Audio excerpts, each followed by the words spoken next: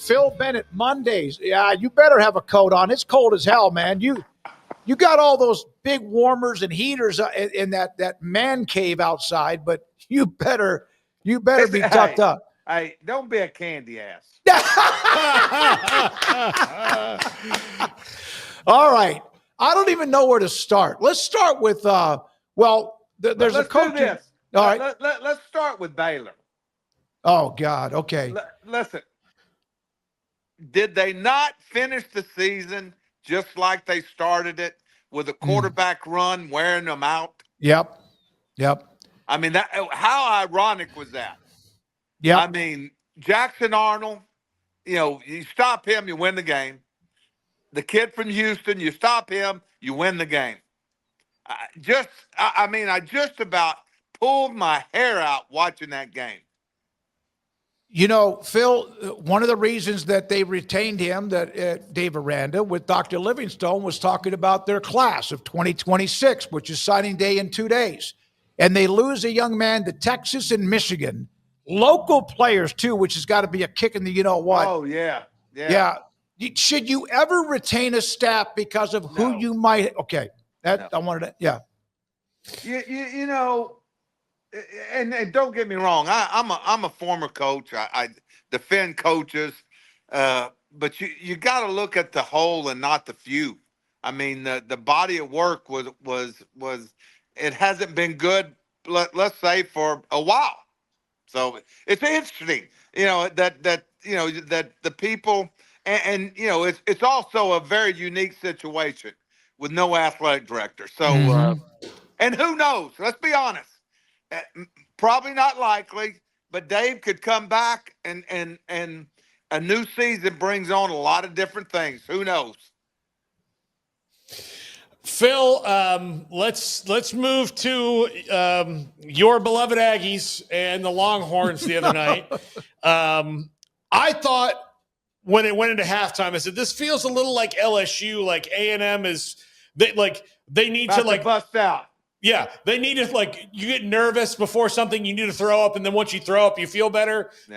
Yeah. They just kept throwing up in the second half, though. It was little things like the false starts and offsides that extended drives or helped Texas out. Or I will say this, not to take anything away at all, because I think Steve Sarkisian did a great play calling job. He knew when they were going to stunt and called great plays that ran right past those stunts several times. Paul, two things that stick in your mind in that game. Number one, once again, the quarterback had game-changing yardage. All of his scrambles, the ends were upfield, the tackles were outside, they were A-gap scrambles. The quickest way to get beat is give the offense a chance to run the ball north and south. And that's what Manning was doing on his scrambles. No roundhouse, no chase down. He went straight up the middle. The other thing is they could not defend the nub side run, pin and pulls. They didn't have enough people there. I don't know what Mike was thinking, the way he lined up, but they ran it 5 times for 67 yards. One of them was a 41-yard run, and they never had enough people there. Texas averaged 6.6 yards a carry. The second year in a row, they were over 6.5. He has a beat on what they're doing defensively, and he showed it. Coach, how much have you seen Arch grow over the course of this year? There's been some changes, like with the offensive line, and the run game was the best it's been in a while there against A&M, but he's got the tools. That's why he was rated the way that he was, besides just the last name. I'm curious how you've seen him now, almost a full year of starting under his belt. I think we all saw, Craig, at the beginning of the year, he was really raw or inexperienced. Not raw, but just inexperienced. From his first game against Ohio State to his last, as I said, he ran. He did not run the first game. Do you remember the Ohio State game? Yeah. He took the sacks, and he sort of, crumbled in the pocket. He did not do that. I think that was growth. The other thing that he did is on probably the biggest play of the game, the touchdown, really 2 plays. The tight end high-low that he threw that went down to the 1-yard line was a gorgeous ball. Set his feet, threw the ball to the tight end, and it was a great play. And then the next one, the touchdown to Wingo, he was in a scramble, kept his eyes downfield, and threw about as good a ball at the goal line, at the end line, as you could throw. So, yes, he has matured. And the thing about it, I know that Sarkisian knows it. He's still got a lot of proving that he can do, but he played well. So they're in a predicament where they needed help over the weekend. Nobody helped them other than they helped themselves on Friday night. A&M, of course, is locked in. Now you have this who's going to be a part of the at-large burst. So if you're Texas A&M and Mike Elko, what are you doing? I don't want to sit there and go, oh, they don't have to play. That's a good thing. No, man, that's where they wanted to be. They wanted to be in Atlanta. Yeah, how long will it take to prop his team back up and get their bottom lip off the floor? Well, I think the first thing, they've got to look at what they did. I mean, they got to look at themselves first, both offensively and defensively. I read some things with A&M people saying, well, they didn't beat us, we beat ourselves. Guys, that's not true. I mean, Texas' offensive line played as good as they've played all year, played like last year. Their running game, do you know, this is an interesting stat. This year, if Texas A&M would have held them to under 100 yards rushing, that would have been the first time since 1952 they had not had a back rush for 100 yards in a season. So, I think A&M needs to, they need to play, and they need to look at things. They're still a good team. There's no doubt about that. Everybody talks about their schedule. They didn't play Georgia, didn't play Alabama, didn't play Tennessee, didn't play Ole Miss. That's not their fault. That's not their fault. They won at Notre Dame. They won the games they had to. And, that game, as Paul said, at halftime, I was with you. I kept thinking, hey, we're going to come to second half, and we're going to play at a higher level. But you got to give Texas credit. They took the game away. They earned it. And anybody said they didn't is a liar. So I don't know if you heard this, but LSU has a new coach, Phil. You're talking to a guy. I've lived it. Yeah. So it's a very weird situation, and Lane loves the attention. Some coaches love it. Some coaches just tell me, I just want to know the job I'm going to have. How do you feel about the entire thing, about the way it was handled with Ole Miss? And if you've got a team in the playoff that you can very likely win a national championship with, to me, it's just such a weird thing to leave that one, because it's not like Ole Miss is on the cusp of the playoff. They're in the damn thing. Yeah. Paul, I believe this. I think, number one, LSU is a better job. I mean, you can look at the history of the game, the championships that have been won there, the recruiting base, everything, facilities, fans, and I say fans, number of fans. It's more of a national brand. And you said it earlier. He is a attention-seeking coach. Randy Clements told me the story that one time, one of the reasons he didn't get along with him, that he came in a meeting one day and they were all in a meeting and he said, they're playing good. And all of a sudden Lane gets all, we have an issue here. He said, I put out one of the most highly ranked tweets and two of our staff members didn't retweet it and didn't like it. Randy sat there and he goes, hell, that one of them's me. I don't know. And it led, I mean this, it led to where Randy was blackballed because he didn't follow his bullshit, the tweeting and the memes, somewhat of a fraud. Coach, and let me say this.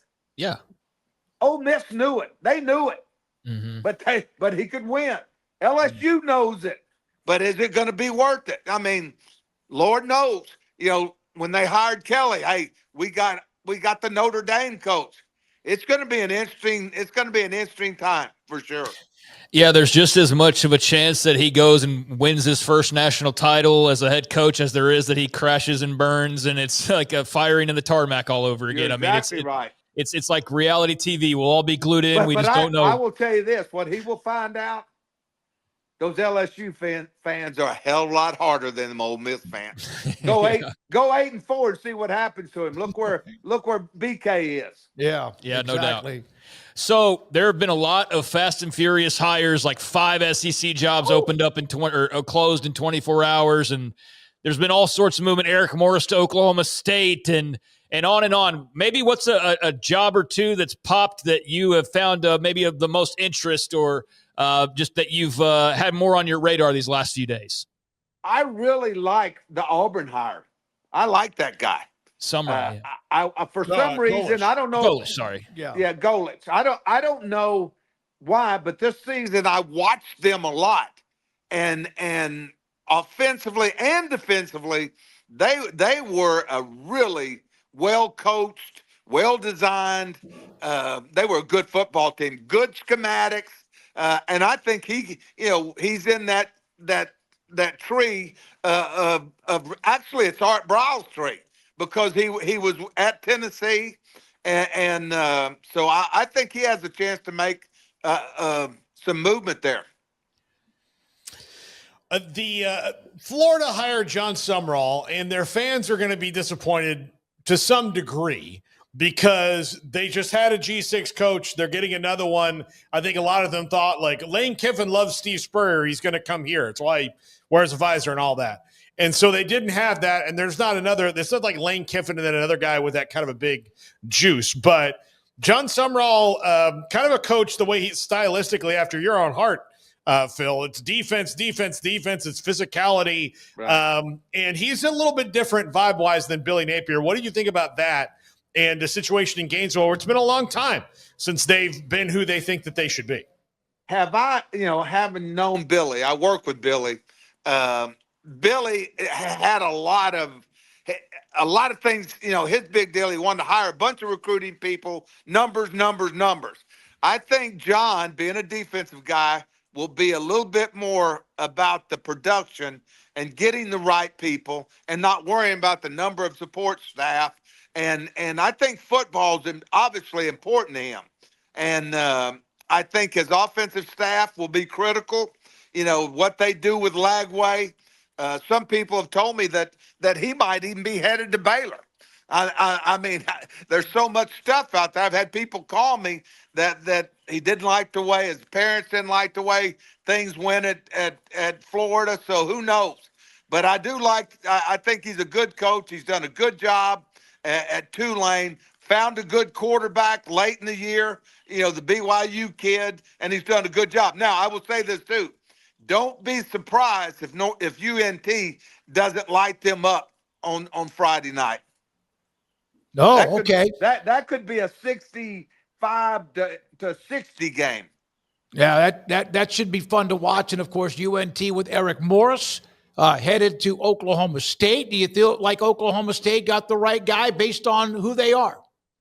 This year, when Eric made the change on defense, it was night and day. Skylar Cassidy, as much as the young quarterback was good, they've been pretty good on offense.